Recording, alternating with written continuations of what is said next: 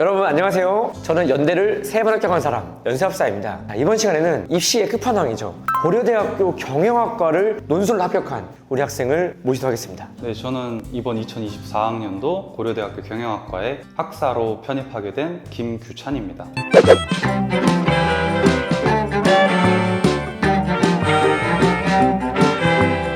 우리 규찬 학생 같은 경우에는 정말 대단하신 게, 사실 고려대학교 같은 경우에 논술이 되게 중요한 학교잖아요. 그리고 올해 2025학년도 입시에도 고대가 논술이 부활했단 말이에요. 대입에서도. 아마 이 영상은 올해 연대, 고대, 대입이나 편입이나 논술로 가고 싶어하는 사람들한테 굉장히 많은 도움이 될 것 같은데요. 근데 우리 학생이 되게 특이한 게 있는 게, 고려대 논술에서 글자 수가 조금 많이 부족했는데 합격을 했거든요. 그래서 혹시 그 비결을 좀 알 수 있을까요? 네, 제가 고려대학교 논술을 볼 때 사실 한 대여섯 줄? 200~300자 못 썼어요. 그래가지고 사실 마지막 문장 정도는 마무리할 수 있는 시간이 있는데 너무 빈칸이 많으니까 안 되겠다라고 생각해서 바로 펜을 탁 놨을 정도로 분량을 못 채웠었거든요. 그런데 1차에서 붙었길래 저도 되게 놀랐는데, 나중에 곰곰이 생각을 해보니까 선생님께 배운 스킬이죠. 약간 예시 문장을 제가 아마 잘 쓰지 않았나, 컴팩트하고 좀 임팩트 있게 썼다. 그리고 표에서도 제가 탁 집은 게 있어. 그거는 다른 친구들 복귀한 내용을 봤을 때 저만 집었더라고요. 그래서 아마 그 두 가지 덕분에 붙지 않았을까라고 생각은 하고 있습니다. 고려대 경영학과를 합격하게 만든 마법의 두 문장이 있습니다. 그 마법의 두 문장 중에 첫 문장입니다. 링컨이 동일한 것과 같은 것들은 모두 서로 같다는 유클리드의 공리를 활용해 노예 해방을 선언한 것과 같이 인간이라면 부모, 계급과 관계없이 본질상 같기 때문에 차별을 얻어서는 안 된다. 이 문장을 너무 잘 만들었습니다. 정말 이런 문장들, 깊이 있는 문장들을 한두 문장만 잘 쓸 수 있다고 하면은, 심지어 분량이 부족하다고 할지라도 합격할 수가 있게 됩니다. 제가 수업 시간에 얘기를 하거든요. 사례를 쓸 때 너무 오버하거나 과하면 안 되고, 딱 간단하게 그 다음에 이런 바탕으로 적용한 사례를 한 문장으로 끝내면 좋은데, 이런 문장 하나로 여러분들이 충분히 그 교수님한테 이 친구 정말 굉장히 우수한 학생이구나, 이 친구의 통찰력이 굉장히 깊다라는 것을 보여줄 수 있기 때문에 우리 규찬 학생이 이런 것들을 정말 잘 보여줬다고 볼 수 있습니다. 그 다음 마법의 두 번째 문장이 무엇일까요? 사실 첫 번째 문장 같은 경우는 제가 저만의 필살기로 준비해 간 게 맞았었는데요. 두 번째는 미리 준비를 하지 않았었고요. 제시문으로 나오는 표 같은 것들을 먼저 고른 뒤에 교수님께서 그 다음에 그에 맞는 제시문을 찾는다. 그렇기 때문에 표가 가장 중요하다 라는 거를 제가 생각을 하고 있었기 때문에, 이번에 표가 일본 불매운동, 일본산 수입 맥주 관련된 표였는데요. 저는 지속성을 잡았어요. 지속성인 측면에서 오래 가지 못했다 약간 그런 식으로 썼기 때문에, 그렇게 쓰고 나와서 다른 친구들의 답안을 복귀한 거를 보니까 지속성을 잡은 게 저밖에 없더라고요. 없었던 거죠. 올라온 거에선 그랬어요. 근데 사실 이게 중요하니까요. 앞부분의 수요가 낮은 부분에서 충분히 설명을 한 뒤에 딱 한두 문장, 지속성인 측면에서 이렇게 말할 수 있습니다 라는 거를 썼기 때문에, 분량이 부족해도 붙을 수 있었던 거는 딱 두 가지가 아닐까 생각을 합니다. 여러분들이 자료, 상황, 수리, 도표나 그래프가 나왔을 때 남들이 보지 못하는 포인트들을 잘 포착해내는 그 매의 눈 같은 통찰력을 딱 보여줬을 때 교수님이 굉장히 또 마찬가지로 좋은 점수를 주게 됩니다. 제가 항상 이제 수업 시간에 얘기를 하고, 이 유튜브 영상에서도 말씀드리는 게, 반드시 시사 이슈 봐야 된다. 그리고 논술 신문 보는 법 제가 올려놓은 영상이 있습니다. 그거 참고하시면 되는데, 이번에 지금 의대 의사들 파업하는 문제가 있지 않습니까? 이 문제 무조건 나올 겁니다. 항상 무조건 이런 이슈들 꼭 기억해 주시고, 그 이슈에 대한 나만의 생각이나 이런 것들을 미리 좀 정립해 놓는 것이 많이 좋아요. 준비 기간이 이제 5개월 만에 어쨌든 고대생이 됐잖아요. 네. 근데 우리 규찬 학생이 본인이 공부했던 노트를 가지고 왔어요. 근데 보시면은 너무 제가 감동했던 게, 제가 말한 대로 그대로 빽빽히 다 적었어요. 그러니까 제가 이제 연고대 기출 어떻게 논술 준비해야 되는지 제가 정리해놓은 게 있었어요. 각 이제 대학마다 어떤 식으로 이걸 정리해야 되는지, 다 문제를 풀지 않더라도 제시문에 있는 키워드들이나 이런 것들을 바탕으로 분석하는 거라도 하라고 했었는데, 이걸 하고 있었더라고요.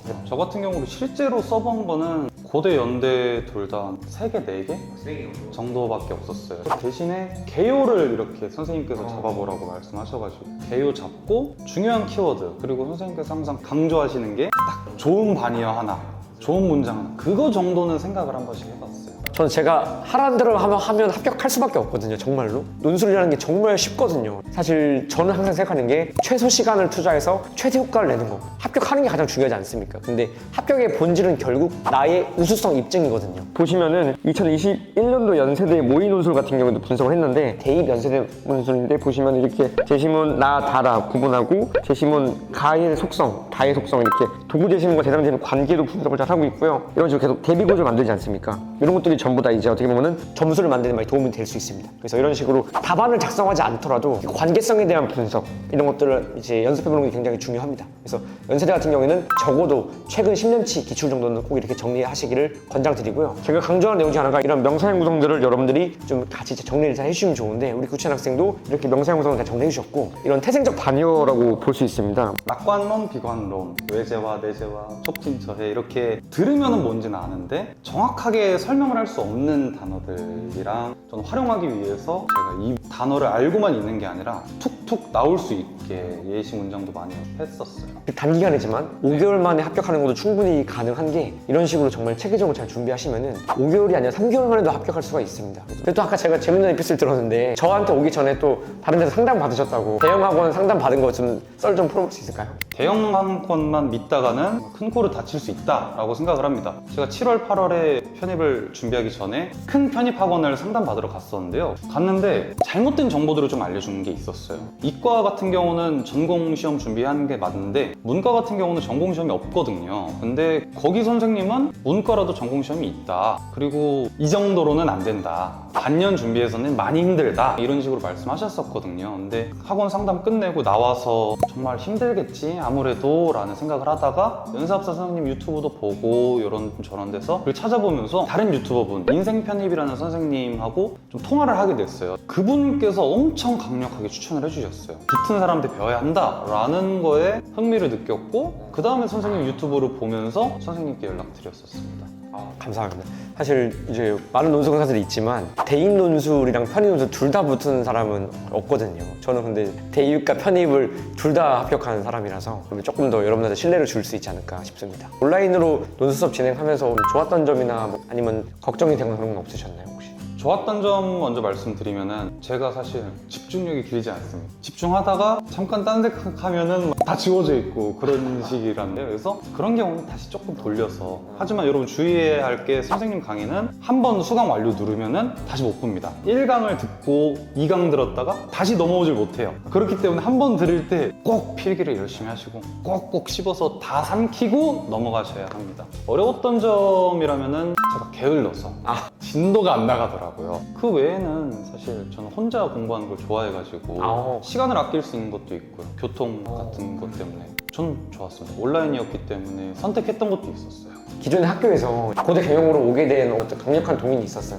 전적대학에서 사실 영어영문학과가 본 전공이었고 경영학이 복수 전공이었는데, 경영학을 공부하면서 이게 나한테 맞다라는 생각을 하게 됐고요. 진로도 당연히 그쪽으로 잡게 됐고요. 그러다 보니까 사실 또 금융권에서도 여의도가 또 되게 보수의 끝판왕이다 라고 말을 많이 들었어요. 여기를 가려면은 좋은 학교가 필요하겠다, 어쩔 수 없이 라는, 그게 가장 좀 컸던 것 같습니다. 이제 고려대를 합격하게 되시니까 보이는 시야나 이게 좀 많이 더 넓어지고 달라진 게 있으셨나요? 그렇죠? 네, 당연히 있습니다. 방금까지 말씀드린 것처럼 고려대학교로 오기 전까지는 저는 투자, 재무, 금융권 쪽으로 가고 싶었는데요. 부끄러운 얘기지만 전 그 전까지 여의도가 최고인 줄 알았어요. 그냥 여의도면은 한국의 월스트리트이고 무조건 끝판왕이다 생각을 했는데, 고려대학교 학회의 아웃풋 홍보물들을 보니까 IB라고 하죠. 골드만삭스, JP 모건, 모건 스탠리, 뱅크 오브 아메리카, 저런 곳이 있었지 하면서 약간 시야가 되게 넓어집니다. 단순히 여의도를 목표로 한 게 아니라